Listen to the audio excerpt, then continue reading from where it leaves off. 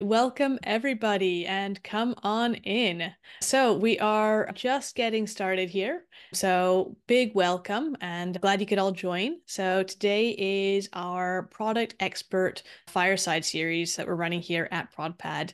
And we're joined by Melissa Appel, who we're going to introduce you to. But we're going to be talking about how to say no to the CEO. It's all about stakeholder management tips. So we're going to introduce Melissa properly, but a little bit of housekeeping before we jump into it.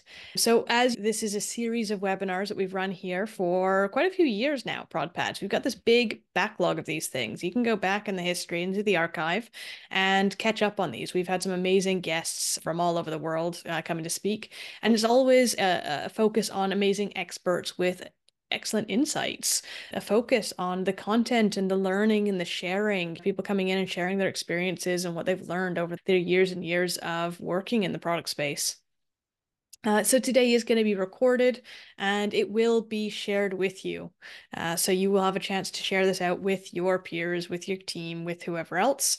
And you are going to have a chance to ask questions. So feel free to use the chat to chat and talk about what we're up to today. If you have questions, jump into the Q&A section in Zoom, and that way everyone can see your question, but also can give them a thumbs up so we know which questions are the most popular, and that way we can prioritize those.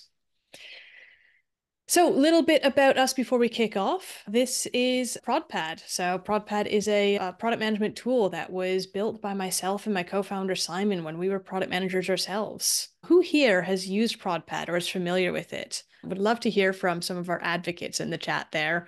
So, ProdPad is a tool that was built by product people for product people, and it's a tool that gives you visibility and transparency to the rest of the team about what's going on in your product space. It's a tool that allows you to manage your roadmaps and your OKRs, but also the more strategic stuff like your ideas and the experiments you're running, and helps you capture all the feedback and analyze it and figure out what you should be building, ultimately, so you don't build the wrong stuff. You can try it for free. So we've got a completely free trial version, and we also have a sandbox version of ProdPad, which has preloaded data. So you can go in there and see how example roadmaps look and how it fits together with your OKRs, and you can change stuff in there and play around with it. So basically a sandbox you can play in. So give it a try and let us know what you think, because our team is made up of product people and we love to get that feedback, and we're constantly shipping new updates. Anybody who's used it knows that there's an update every week in there. So would love to hear your feedback on it. In terms of updates, here's one that's out, but also constantly improving, and something new that's coming out as well as our Slack integration. So our Slack integration allows you to connect ProdPad to Slack, which is where your team is constantly having conversations, and allows you to, if people are having conversations, grab ideas from there and pull them into ProdPad so nothing gets lost, but also post updates back out to your team so they can see them and interact with them, have their comments synced back from Slack or soon from Teams directly into ProdPad. And it also is a place that you can interact with our new Copilot. And people are probably wondering what I mean by Copilot. It's a tool that is basically there as your AI sidekick. And Copilot has been clued into what your OKRs are, what your objectives are, what's on your roadmap, what your vision is, what experiments you're trying to run, what experiments have worked and what hasn't worked, what all your customers have been saying. And so now it has all this insight, and it can answer your questions. So you can say, hey, I've got this new idea. Can you log it and prioritize it based on what's in our actual company goals? Can you help build out our product vision? Or can you analyze our strategy and tell me what's missing? Here's a picture of my roadmap. You can upload an image. Can you turn it into a now, next, later roadmap? Hey, could you summarize all the feedback from this user and tell me if there's anything on a roadmap that I should be talking to them about it? So some really powerful things you can do with this now. It's like ChatGPT, but it's clued into what you're actually working on. So this is currently in private beta. If anybody wants access to this, we're building out a private beta user list to test on this. Just say Copilot in the chat and our team will hook you up with it. All right, so if anybody wants access to the private beta of Copilot, let us know and we will get you in on that. And I'm laughing at Aaron Kessler's chat message in the chat about what AHA has put out there as their own version, saying that it doesn't work. ProdPad's AI is just miles and miles ahead. I was demoing to Aaron the other day, and he was mind blown. So if anybody wants to see this thing, let me know. Say Copilot in the chat, and we'll hook you up. So, well, that's enough about us, isn't it? All right, thanks for sitting through that. I could talk about a product for days and days, but that's not what we're here to talk about. We're talking about how to say no to the CEO, which I find hilarious because I'm a product person turned CEO, but I still think it's hugely important that product people know how to do this. I mean, And saying no to yourself is also and saying no important. to myself, exactly that. And I encourage my team to build up tips on this. So I'll be sharing this link with them afterwards and making sure they watch this. And Melissa, I'll be looking for actionable tips that I can share to make sure that they know how to say no to me and also for other people. So I want to introduce Melissa Appel. So I know Melissa through Phil Hornby. Phil Hornby is one of our partners. If you check out ProdPad, we have a number of amazing partners that we work with. Phil introduced Melissa because she's the host of Product Culture. We did a fireside chat together on their platform last October, and Melissa was the host, and it was very gracious, had great questions, and is also just whip smart. And I thought, oh, really got to chat to her more. But also since then, she's published a book called Aligned: Stakeholder Management for Product Leaders. And I think this is a topic that's really key that we need to talk about more. And so we got talking about what we might cover on this subject. And the really key one came up around stakeholder management, but particularly upwards to CEOs. So Melissa's an exec coach with a passion for helping product teams build high-performing teams and navigate complex stakeholder relationships. She has over 20 years experience as a product management practitioner across a variety of customers from startups to large corporations. So, as I said, she's the co-author of this book, Aligned, where she shares her expertise on managing stakeholders' expectations, especially when it means confidently saying no. So, with that, I want to say a big welcome to Melissa. Everyone say hi to a Melissa. Thank you. Hi, Melissa. Thank you so much for joining me and great to have you here. Would love to get a little bit of background on why you wrote this book, Aligned, and what sort of challenges led you to get there. So it was a book that I wanted to buy for the people on my team, and it didn't exist. So I actually initially thought about writing a book on just saying no to stakeholders. And then I met up with Bruce McCarthy, who's my co-author, and I think it can be more than that. So it ended up being more than that, and saying no is one chapter. But I had somebody on my team who said yes to everything, and somebody on my team who said no to everything, but like in a very succinct, I'm not going to tell you why, just no. And so it was two extremes. And I felt like we could do better. And I wanted to get my thoughts down on paper as far as the variety of nuances of how you might say no. And it turned into much bigger topic, but it's still something that kind of goes through the whole book as far as how you can say no to something together with your stakeholders after building trust and rapport and after going through and figuring out what your goals are so you can make better decisions. Yeah, I love that. I love projects like that come out of this need because it didn't exist before, right? And that's really where ProdPad came from, was I needed something to ultimately help me say no to my CEO because I was the product manager back then. So it wasn't a matter of saying no, it was a matter of saying not yet, because here's what else is on the board. Remember what you Right. asked me for last week, and this is what our goals are. So no to that new thing that you just came up with. Right. So yeah, love that it came out of this burning need for this book. So tell me about the context in which you were operating at that point. What was your team like? Did you have a particularly tricky set of stakeholders? There's always tricky stakeholders. I feel like if you're in a place where all of your stakeholders are amazing, there's like nothing to do. Like It's not real life. but, I had somebody who said yes to everything, and then sort of was upset about that after he had said yes to everything because he's like, but I can't actually do that. So Oh, I learned with this particular person that if he says yes to something, I say, do you actually want to do it? Can you actually do it? And I had to get him out of a situation with a stakeholder where he had said yes to something. Essentially, this is more of a personal yes than a product yes, but he had said yes to like helping roll this thing out. And he's, I don't really want to do that. I want to make the next thing. So I went to the stakeholder, and the stakeholder was like, he said yes. Like I wouldn't have asked him, or I wouldn't have committed him if he had said no. I just want to know. So that was a little bit like, you just have to talk to people, and people are generally understanding of these things as long as you go through it together. Yeah. Yeah, that makes sense. And I can imagine somebody who's saying yes to something. What kind of problems was you running into?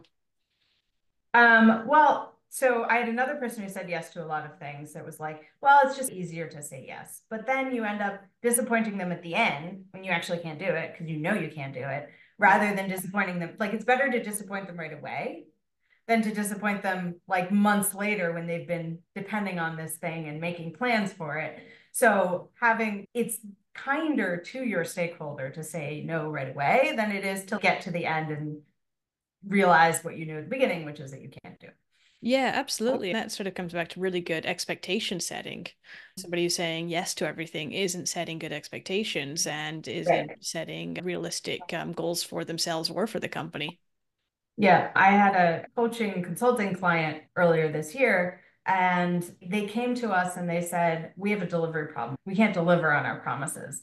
And I talked to a bunch of people and I said, no, actually, you have a culture problem. You have a psychological safety problem because people are telling you what they know you want to hear, which is the wrong estimates because they know how long it's actually going to take, but they're afraid to tell you that you're going to get mad. So they tell you what you want to hear and then you can't deliver, which then at the end makes sense, right? Because you could never deliver that in the first place. They just didn't tell you. Oh, right. Okay. So they were shortening it because it sounded Mhm. nicer in those Right, conversations, but of course it right, wasn't doable in that right, time. right. Then you Oh, make no. promises you know you can't deliver on Yeah. because somehow it's expected through the culture of the group. And that's clearly you can't deliver if people are giving you the wrong estimates. Yeah, absolutely. Absolutely. Francesco Bianchi in the chat, he's one of our partners as well. He's called it out. He said it's so often a matter of lack of psychological safety. And Mm-hmm. that actually cuts the other way as well with people who give estimates that are too long as well, right? When you say to somebody, how long is this going to take? And they go, oh, well, internally, I know it's going to take 3 days, so I better tell them 5 days as a developer. And then the product manager goes, oh, well, 5 days, we know that could turn into 7 days. So I better make it a total of 10 days, so a 2 week thing. And the roadmap just gets longer and longer, right? The time frames get longer and longer because they don't want to get it wrong.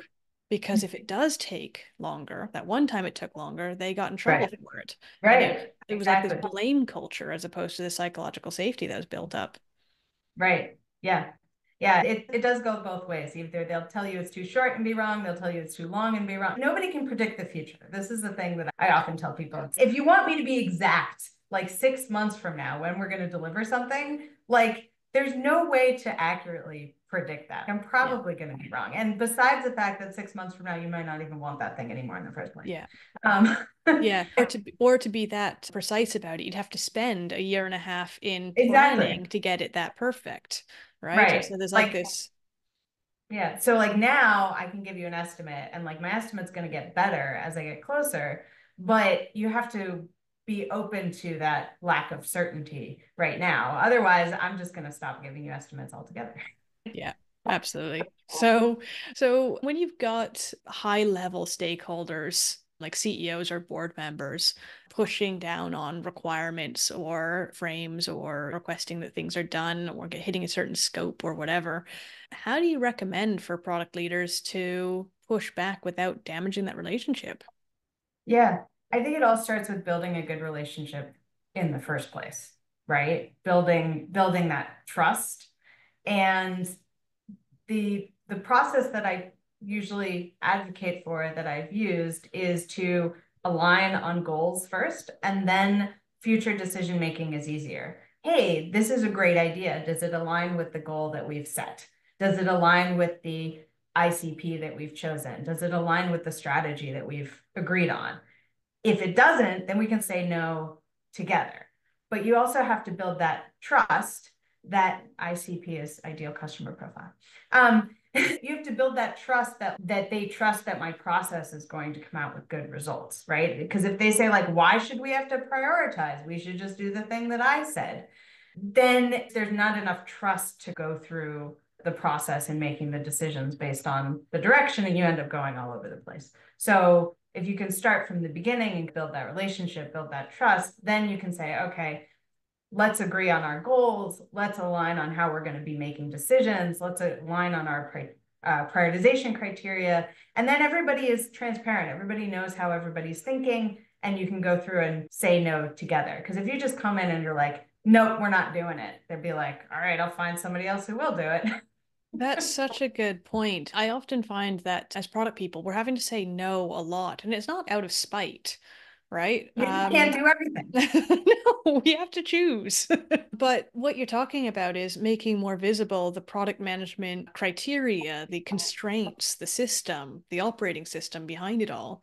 And if everybody else can see that operating system, the reason for the no's become much more obvious. It's more that you haven't said no, it's the product management system has said no, and you have Right. just helped slot the thing into the right place by pointing out, well, this has this, and this has this, and this, and therefore this is obviously a no because these other three things were a yes. And we know Right. they're a yes because you said that this and this had to be like this. So And you're helping your stakeholders make their own decision about what to prioritize or not by helping them through the process. I had a stakeholder once who came from like a consulting company like McKinsey or something, and never worked in a place that created software.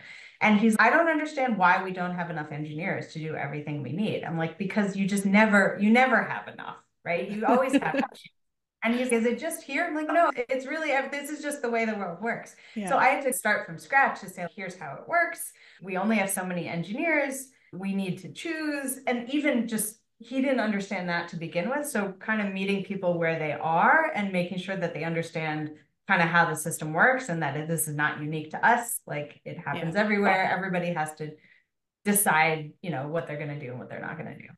Yeah, absolutely. Absolutely. And it's actually really important for people to realize that these constraints can be really healthy for the business, right? Mhm. And that it's not a matter of just adding more engineers and saying yes to more things, because saying no to the right things is actually healthier for the business, right? A team that expanded and had 10x the engineers doesn't necessarily mean that they built more features.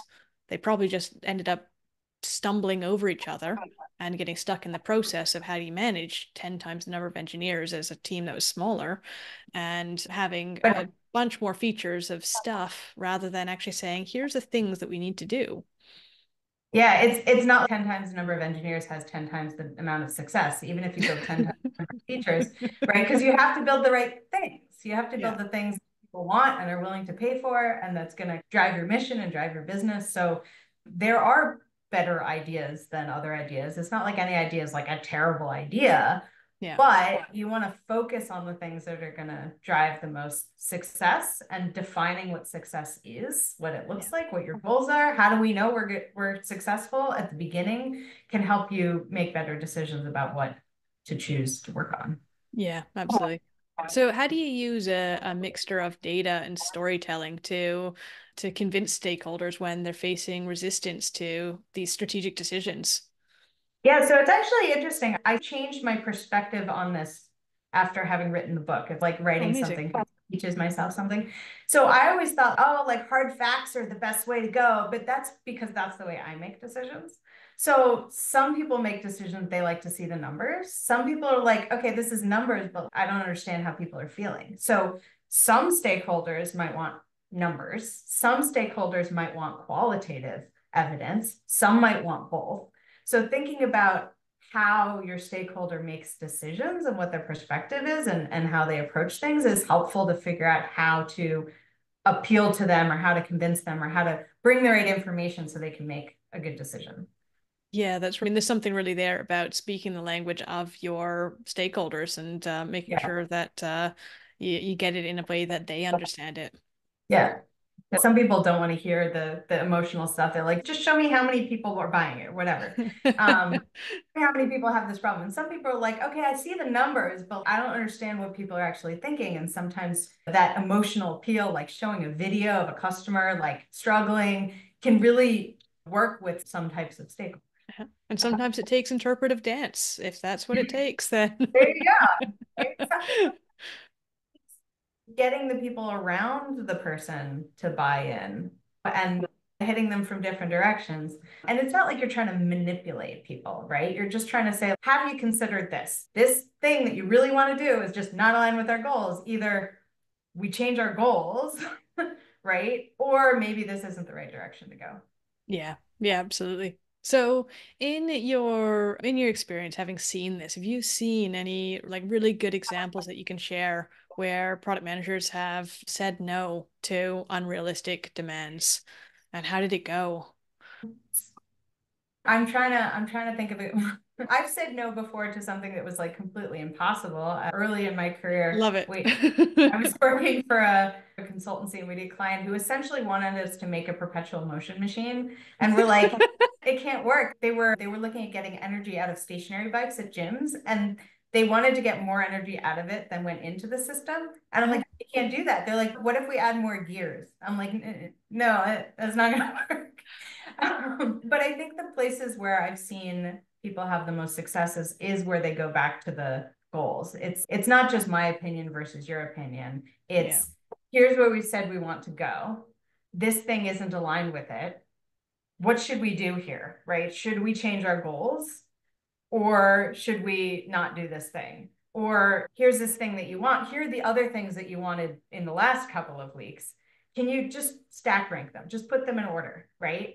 Because a lot of times people are like, everything's number one priority, everything's number zero priority. But if you force somebody to rank them, then they have an order and you say, okay, great. The idea you just came up with is second to last. And we've said we can only do three of them. Yeah. So what do you think we should do? Well, I guess we shouldn't do it, right? So going through the process, I think That helps. that was There was always a my sorry. sorry, there was a question in the chat that I thought was interesting. How do Oh, you handle right. Linda. how do you Linda's just asked, yeah.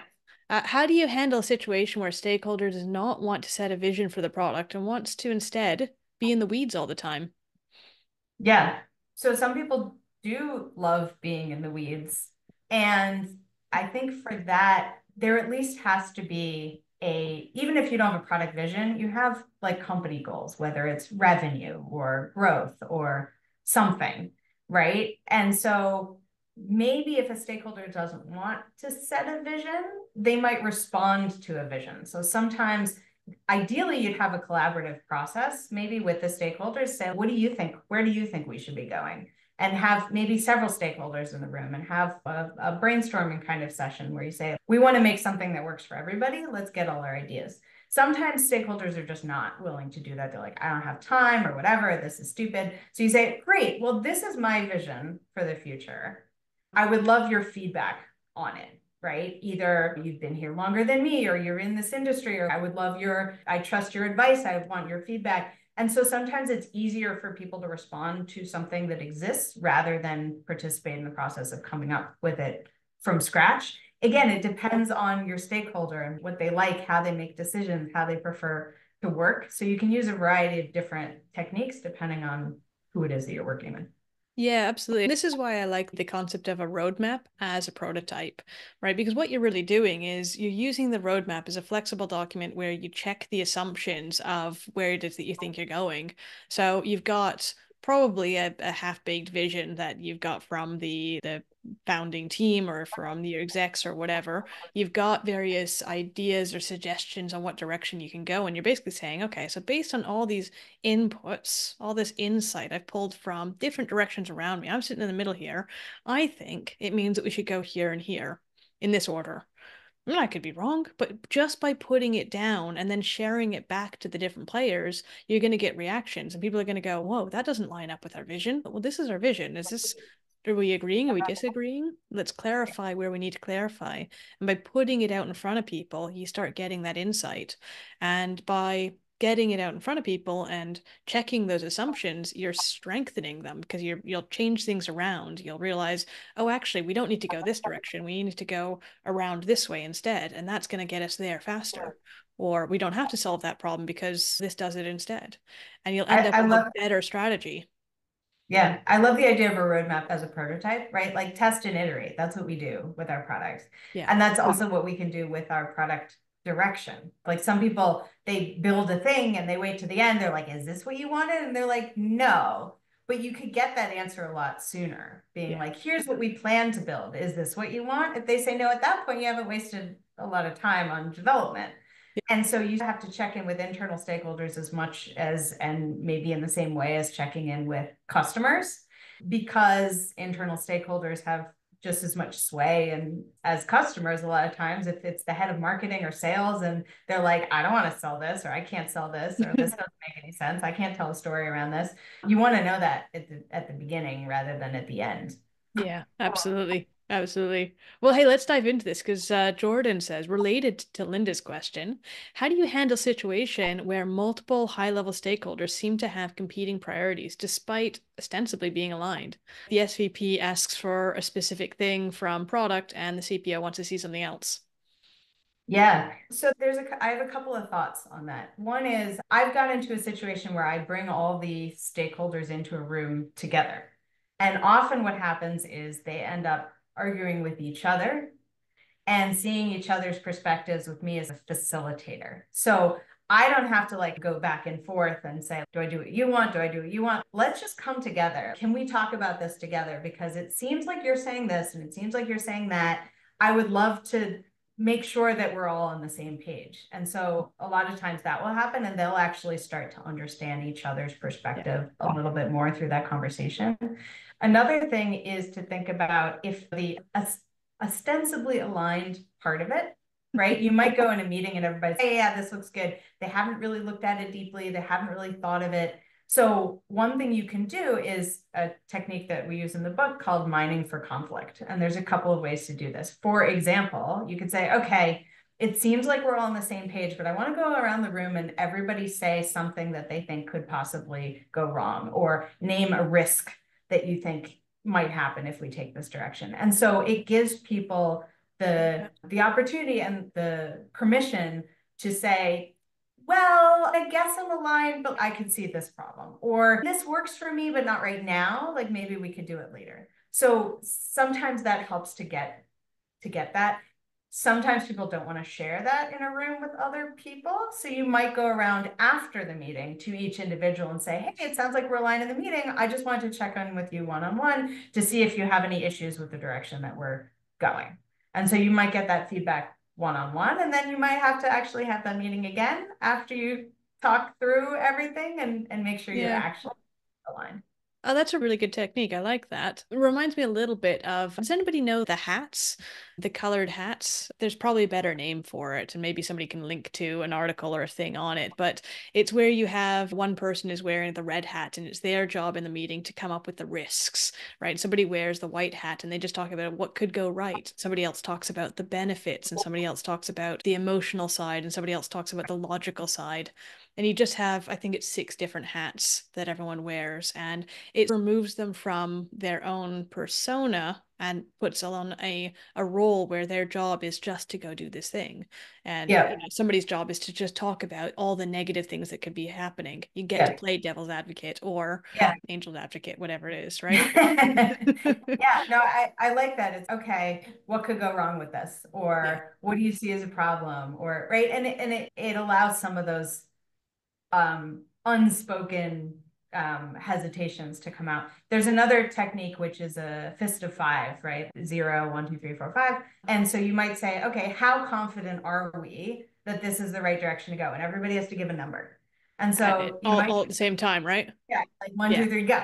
Story pointing or whatever. Yeah. But you might get some fives and you might get like a 1 or a 2. And you might want to ask them in the meeting, you might want to say, okay, let's follow up on that because I want to hear more. And that can often just give people a little bit of a permission, like a low stakes way of saying, like, all right, I'm aligned, but I'm not that Yeah. confident. And also, let's not forget that it's a bit playful.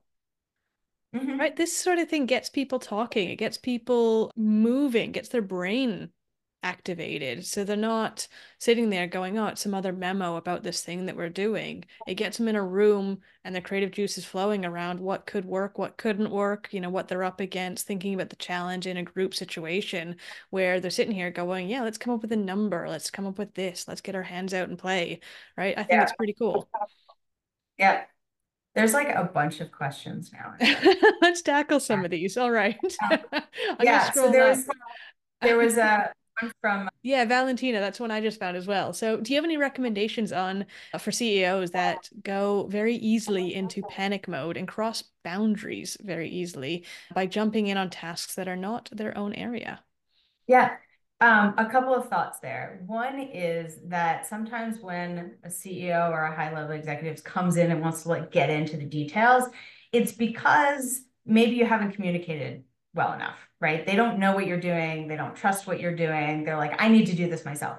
So sometimes a way to hedge on that is saying, okay, hold on, here's all the things that we're doing. Do you think there's something else that we should be doing? Do you think we should be doing anything differently to give them the visibility on what you're already doing so they don't feel like they have to come in and do it themselves? And a lot of times that helps. Or you can even give them a task like, hey, we could actually really use your help on this, or getting alignment with this person, or give them kind of something to do. So it sounds silly, but give them something to do so they feel like they're helping. And it's probably something that's valuable for you anyway. The other thought I have is, what really constitutes an emergency? There's a lot of kind of emergencies going on, and we write about this in the book, that not everything is an emergency, even if it's salesperson or CEOs. Oh my God, we have to do this right away. Sometimes it might be an emergency, sometimes it might not. This is the panic mode thing. Thinking about whether or not something is an emergency is thinking about what else you're already doing and how it compares, right? So what is the cost of delay? What happens if we don't do this thing right away? What if we do it next week or next month or next quarter? What's the worst that'll happen? What's the opportunity cost? If we do this thing now, what is it that we're stopping doing, and what value had we already depended on that providing? Risks, right? What's the risk if we do this now, if we stop doing this other thing? What's the risk if we don't do this thing right away? And is that risk so bad? And then dependencies, right? If we do this thing instead, if we make all these changes and go into panic mode, what else is dependent on the stuff we would have been working on? Do we already have a press release out about something we're about to launch and you're telling us not to launch it, and that's going to affect our public image or whatever? So thinking about what kind of worst case scenarios, or what we lose or what we gain by doing this thing right away and going into panic mode. Yeah, absolutely. Absolutely. Such a good advice. Such good advice. And I actually want to jump on this with another question that's come in through the Q&A area. I'm going to prioritize these because they come in and they're easier to organize than the chat. So I'm going to give these priority. And this one had an extra vote on it as well. So it's the most popular question. So David asks, what if your CEO or owner wants to do everything themselves? How can we help them refine that vision? Or sorry, what if they want to do everything? Sorry, not do everything themselves. They probably want your help with it. How do we help them refine that vision or choose areas to focus on for the next year?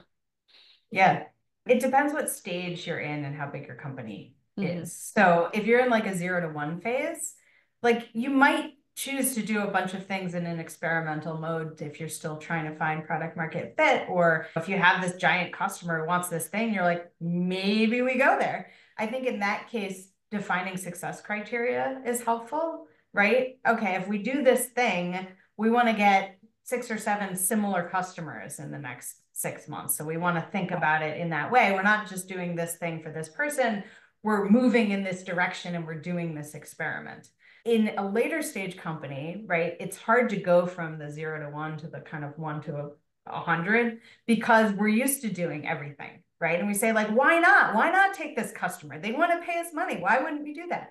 But at a certain point, you have to learn to say no to some things so that you can say yes to other things. Otherwise, you just become a custom shop.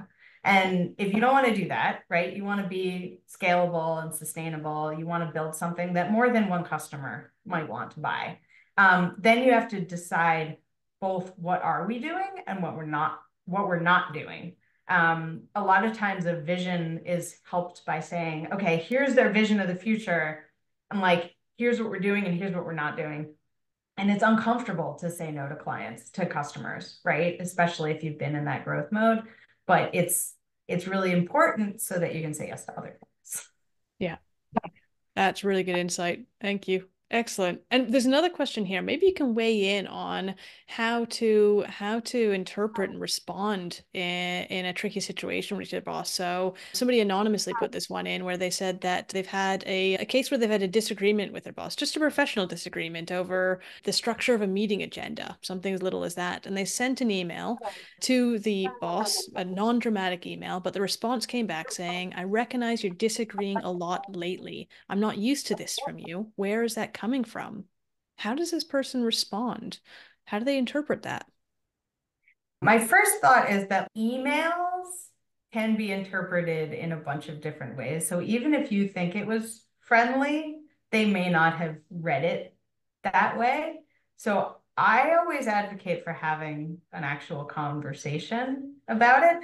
But I think if your boss is reaching out to you and saying, I'm noticing this lately, however they said it, they're opening it up and allowing you to give them feedback. And I think seeing it as an opportunity to have that conversation as opposed to this person doesn't want me to share, because I think they do, the way the question is worded, right? Where's that coming from? You could say it was just actually this one thing, but if you're saying I'm disagreeing a lot lately, what else are you seeing that maybe I'm not seeing? And can you tell me more about that? I don't think I've changed, but if you're observing something, I'd love to hear more about it. So turning it around a little bit on them and saying, I don't think I'm disagreeing with you a lot lately, but maybe you're seeing something that I'm not. What am I missing here? That's really good advice. Yeah, yeah, definitely opens up for further feedback and a productive conversation. Excellent. Yeah. All right. Hope that helps, whoever that was who sent that through, and hopefully helpful for other people as well. Matthew asked a question here. He said, what would you recommend if your founders want to be all things for every customer with no focus or discussion or definition of the ICP?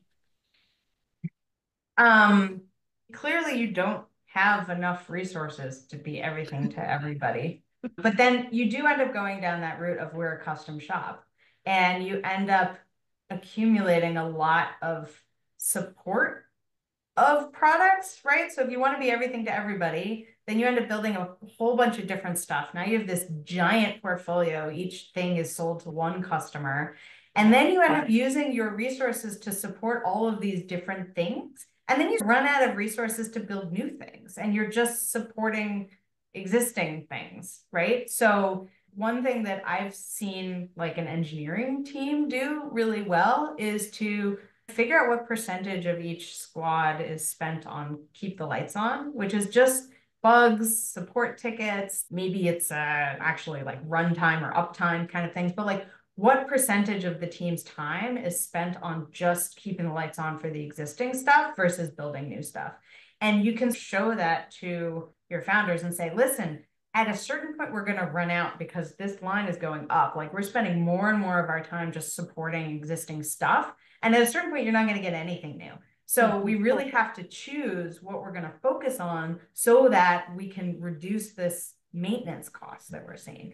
So sometimes it's, if you're talking to founders, think about what they're thinking about, right? They want to know that their money is being spent on the right things. And so if they realize that most of their money is spent just on upkeep and they can't grow, then they might be like, oh, okay, well, maybe that's something I want to change.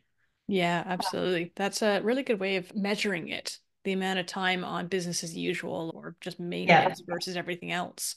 Matthew yeah, had added to it. He said, is this just Jana's agency trap? And I'd have to agree with that. I think it does touch into that territory. And by agency trap, I've talked about this a bunch of times. It's the concept that your team ends up spending more time building for one-off clients as opposed to figuring out what your market needs you to go towards and building towards that. Are you spending any time in discovery? Or are you just spending it on delivery for one-off things? And if you're spending it just on delivery for whoever it is who comes by, flashing a checkbook at you, then you're probably stuck in an agency trap, acting like an agency yeah, and not like a product company. yeah. And eventually you'll just run out of resources. They're also, it's like looking at short-term money versus long-term money. There's the idea of the like a consultant, right? There's only so many hours in the day. You can only sell so many hours. But if you make something that you can just give it to like a book, right? Like You can give that to as many people as you want. It doesn't actually use more effort. You can just make more of them, right? And so when you're doing custom stuff for everybody, it's in that previous mode where there's just only so much you can do versus creating some sort of feature or product that can be used across the board for a whole bunch of different customers. Then you're like printing money. Yeah, absolutely. Not that books print money by any means. It's printing. As to whether it's money, It's we'll printing, see. yeah, no. But it does mean that you don't have to rewrite the same thing over and over again every Right. time somebody asks you a question. I'm tempted to write a book just because of that. The amount of times I've answered things about the agency trap, for example. I'm like, I could Exactly. just write a book about this Just and write it down announce later and you can roadmaps just, and be done oh, with you it. have a question? Here, this. It's in the backlog. Don't worry, guys. I'm going to write that book later. Excellent question. All right. So another one here from, oh, I'm going to put them in order here. Depayan had a question. They said, do you have any guidelines for when an email is the best mode of comms versus when a face-to-face or virtual call or whatever is a better mode of communications? I think I'll just use the old product manager mantra of it depends. It depends on you. It depends on the person you're communicating with. It depends on whether this is like a deep topic that needs some conversation or whether this is simply an update. It depends on whether the person needs some time to digest what you've said. Sometimes even sending like a document with the ability for them to comment on it is better than an email if somebody needs time to digest and think about it and get back to you. Something like a document with commenting kind of encourages that async collaboration versus an email, which is just a one-way thing. There's also, if it's a really hard conversation, sometimes you don't want to spring it on somebody, but also you don't want them to stew about it. So you can combine both, right? Hey, here's your performance review. Let's talk about it in an hour or two, as opposed to, and you have a month to think about it before we talk to each other. So I think a combination, but if you have any thoughts that what you've written down may be misinterpreted, I would say a face-to-face is probably better. Yeah. Yeah. Absolutely. That makes sense. And whatever it is, it's probably not a voice note. I hate those notes. Whatever you're thinking, it's probably not that. Yes. Excellent. Really good question. All right. So there's another one here. Another three people have voted on this one. Madihya asked, how do you handle a CEO who has recency bias with the feedback or priority of things that have been shared? Back to how truly urgent this is versus what's in the roadmap already. Yeah. I was actually hired for a job a while back because a customer came up to the CEO at the user conference and complained about something like, we need somebody to fix this. So I was thankful for that job. But normally you have to think about the emergency thing again, right? Okay, this is really good information. Is this related to something we're already working on? Is this related to a goal we have? If not, how important is it that we address this? And if so, maybe we need to change our goals. And sometimes if you say to somebody, well, in order to rationalize addressing this, we need to change our goals, they might be like, no, I like our goals. Maybe we shouldn't change our goals. So maybe we shouldn't do this right away. So again, going back to here's what we're already doing. I've done this a lot by somebody saying, no, it's really important. I'm like, okay, well, on our roadmap is something that's supposed to deliver like $1 million in cost savings or whatever. How does this rank up against it? Okay, well, I guess it's not that big, but it's still really important. Great. Can we consider it for next quarter? Yeah. Yeah, that's a really good way of doing it. And ultimately, the urgency versus importance thing, it still has to come down to, well, what is important for the business, right? Urgent just means that it is important now. Does it have a drop dead deadline, as in it Right. loses value if you don't do it by Right. particular time? And therefore, Yeah. is it important that the business does it? And you have to look at, does the business want this to be done? And therefore, is it willing to give up on something else? And you've got to communicate that upwards and get that answer as a collective, really, to understand what's going to get booted out. And obviously, it can't be used for everything because if everything urgent gets done, then nothing Yeah. else ever gets done. Right. Yeah, there's another question here of a common definition of emergency or urgency. Oh, yeah, good one. We a lot of our teams have that for bugs, right? That you can triage bugs based on how many customers does this affect? Is there a workaround, right? Those kinds of things. So I think it definitely does make sense to have a common definition of what's an emergency, right? Say we have a new competitor that comes in onto the market and they're eating our lunch. Like that's probably an emergency. That's probably something we should react to. But if a new customer comes out with a new feature, but we're not actually even sure if people are using it, and we have something that does something similar, maybe that's not an emergency. Yeah. Yeah, absolutely that. And remember that these are just labels that we give things to help communicate them. Ultimately, something needs to be communicated in terms of it has to be done by this period or has to be done in order for this other thing to happen. Communicate that, right? You can't just call something an emergency and expect people to jump, especially if you make everything an emergency or Yeah, urgent or whatever, because everything isn't. So you've yeah, got to be careful with the labels. And if it's useful or if you can, be specific about what you need from it. It's an emergency because the servers are melting, literally. Okay, go. Or because we will lose this deal by Friday. Go. right. Or because there's a global pandemic and things have now changed, right? Like there's certain, they're Yeah. definitely emergencies. Everyone jump. Yeah, that was a week. Yeah, All right, good stuff. Speaking of global pandemic, so James here had a point. He said, okay, well, all this good stuff about having people in the room and saying no. How does that work when, for all these teams who are still mostly or completely remote or virtual? yeah. So I've always found that actually being in a room with somebody like for a day or two on some sort of offsite or strategy planning meeting or something with some sort of social activity, then breaks down barriers once you go back to your hometown and get back on Zoom. So if you've met somebody once, I feel like that's really helpful, even if you're not in the same room with them every single day. So figuring out opportunities to go and meet somebody one time can really help break that down. I know that's not possible for some people, but I think we're all getting used to like this being face to face. So even if you only see somebody, yeah, it's the same as if you're in person, right? You see somebody in meetings, but you've never had a one-on-one chat with them. Sometimes that's helpful, even if you're seeing them in virtual meetings and you want to have Mhm. a one-on-one virtual chat. I think those are often really helpful, but there's definitely challenges, right? Because you're not situational, you're just like staring at a box. Yeah.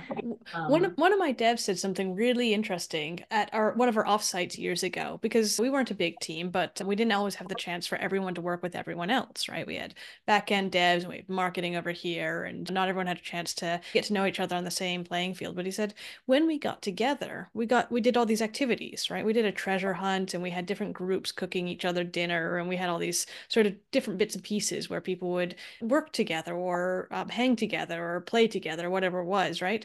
And what he pointed out was that it was creating mini networks. So he said, well, now I have the group that I did this thing with, and now I have the group that I did this thing with. And we were creating mini networks that we could go to that would allow him to use in his working life. And yeah, actually, you don't necessarily need to be faced to do that. Even during the pandemic, and even now, we still do virtual get togethers. We do mini games via Zoom and put each other on teams and play online, right? We'll yeah, go play whatever that game is where you have to kick each other off the spaceship every once in a while. Among Us. We've done there you that, go. and stuff like that, where you'll be on each other's teams and you'll play, and you're creating little networks amongst each other, and that just helps the team get to know each other so that they can say no to each other once in a Yeah, while. Or if they had said yeah, no, they can kick each other off the ship. yeah. I mean, forming connections, right? You can form Yeah, connections over a project you're working on together, or a social activity, or just starting your one-on-ones with, "Hey, do anything interesting this weekend?" that's right. Or like, "Hey, sorry about the noise. We're doing construction. I just figured out that my foundation has some problems," which is actually a true fact for me. Yeah. All Sort right. of revealing a little bit about yourself can help spur the conversation too. Yeah, that's perfect. All right, great question. We'll end on one more because five people have put their thumbs up on this one. So Jordan said, do you have any tips for communicating to senior leadership about the negative impacts of the requests, often framed as urgent, often additive work to already prioritized in-flight work? Yeah. So there are obvious negative effects on like the team and burnout and just like uncertainty. But if you think about what the senior leadership is interested in and how they're being measured for success and what's important to them, it might be the team, but it might be other things. You can try to communicate the negative impacts as this is bad for you. Forget like it's bad for the team, but it's also bad for you. Thinking about, well, we can't do everything. So when we add stuff, we have to drop other stuff. And that stuff was going to provide value to the company. And now we can't provide that value. So we're losing something. So back to getting to know people before this emergency comes in, try to understand the stakeholder and think about how they're being measured. What does success look like for them, for their department, right? So for sales, for example, if they're coming for a new request for this one customer, say, well, if we do this for this customer, we can't do this other thing for this other customer that you asked for last week. So like you have to choose. Or, hey, if we stop doing these one-off requests and focus on this initiative that we're doing that's going to help a bunch more customers, you can just sell it to everybody. You don't have to do anything custom, and that makes your job easier. So thinking about from their perspective, like what's bad for them if your team tackles this emergency, I think is more helpful than just talking about why you don't like it. Excellent. That's really good. That's really good advice. Thank you for that. We're not going to have a chance to answer any more questions because we're running up against it. But Melissa, I do want to ask, how do people find your book and find you to reach out to you with any more questions? Yeah. Oh, I should have added that to my little box here. You can find my book on Amazon. Just look up Aligned and Appel and you'll get it. Otherwise, you get some sort of like protein mix or something that's called Aligned for some reason. I don't know why. We'll send a link to it out to everybody else who's listening in, all right? And somebody's Yeah. put it in the chat, so that's great. Perfect. Thank you. Thanks, David. All right, good stuff. Couple things to follow up on here. We are going to have another couple webinars, so keep your eyes peeled for this one and get yourself signed up. I'm going to be taking you through how to keep your senior stakeholders informed without any headaches. So practical, tactical strategies that we're going to talk through. That's going to be on October 30th, same time, same place. And our next guest that we're going to be welcoming in is James Gunuka, who's going to be coming over on November 7th, talking about how to transition from product management to product leadership. So on that note, I want to say big thank you to Melissa. Thank you so much for coming and sharing your knowledge today. It's been really good to have you here. The comments have been absolutely fire. I've not been able to keep up with them. We got through No, most of the questions. I want to read them afterwards because I'll send you the questions from the comments, and if you want to follow up with anybody, that you can absolutely do so. But I really appreciate everybody jumping in, and yeah, thank you so much. And for everybody who asked about getting a demo of that Copilot, you got your name in there earlier. We'll get you started on that. And if anybody wants a trial of ProdPad, go to prodpad.com, start your trial, or hit up prodpad.com/demo, and we'll walk you through a demo of it. All right. Thank you, everybody. Take care and enjoy the rest of your week. Bye for now.